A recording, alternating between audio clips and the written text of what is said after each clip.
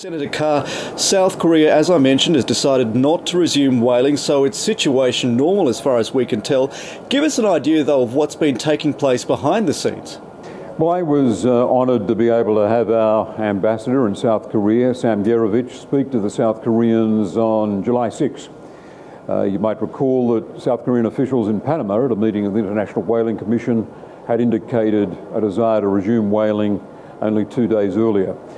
So we were in there early making representations, and our ambassador reminded the South Koreans that they've got a very clean green image. It's a country committed to having the first nationwide smart grid in the world, building 1 million green homes, reducing their greenhouse emissions by 30%.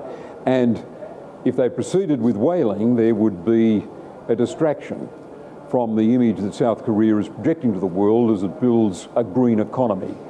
I think that was a powerful argument, and I was delighted today when Foreign Minister Kim told me, when I raised the subject with him, that whaling would not proceed. He put it in terms of South Korea taking the advice of the International Whaling Commission, knowing that the Commission would be against a resumption of whaling.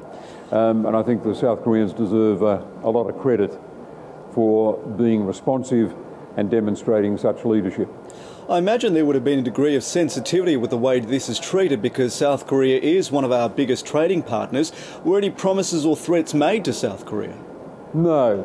We, as a friend, we put an argument to South Korea. We would listen to representations they would make to us. They showed us the same courtesy. Many countries' positions on whaling are well known, particularly because of the Japanese program, the Japanese equivalent program. So how is it then that the South Korean officials were surprised, as they say, about the outcry? I'm not sure. I have to leave that to others to unravel. Perhaps people with a deeper knowledge of South Korean society. Again, I can only point to the fact we made our representations, we made them early in the piece, we made them persuasively, but in a friendly fashion in the context of our close partnership with the South Korean government and people, and they responded. I'm very, very happy with that.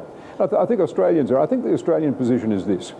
Marine mammals are the largest creatures on the planet. Whales are the largest mammals on the planet, the largest creatures on the planet, and they plough the seas, and they're magnificent creatures.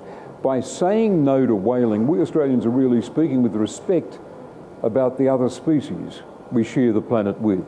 It's an instinctive consciousness of our environmentalism that and if we can say no to whaling, no to the commercial destruction of these magnificent creatures, we can surely extend a lifeline to the threatened Asian tiger species, to the white rhinos and the great apes of Africa, and indeed to our own coral reefs, to the natural environment in general.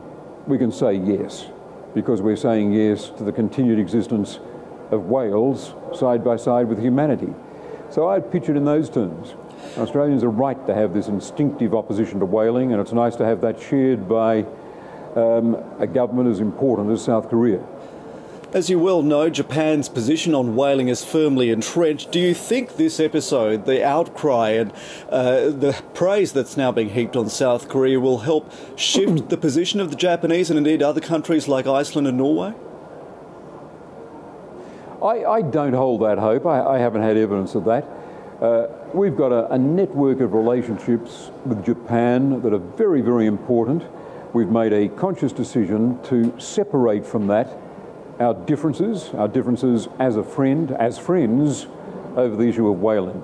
And that issue now resides in the International Court of Justice. We expect oral hearings to take place in the second half of 2013.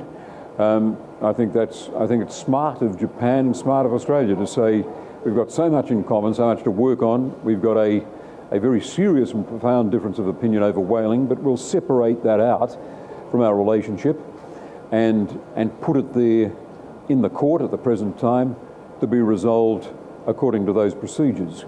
But perhaps Japan will reflect on how the South Koreans are handling this. This classification of scientific whaling is a bit of a joke, some would contend. There's strong consensus that it's a bit of a loophole that's been taken advantage of. Do you think there's now a case, perhaps this has highlighted the case, for that loophole to be closed? I'd take the advice of our experts on this. I sense that this is an issue with a long history, and like most matters of international law, probably a complex one. I'd take advice on that. I think sufficient unto the day is to reflect on a very humane and responsive attitude struck by the South Korean government after representations from Australia and quite possibly from others as well. Bob Carr, thanks for joining us on The World. My pleasure.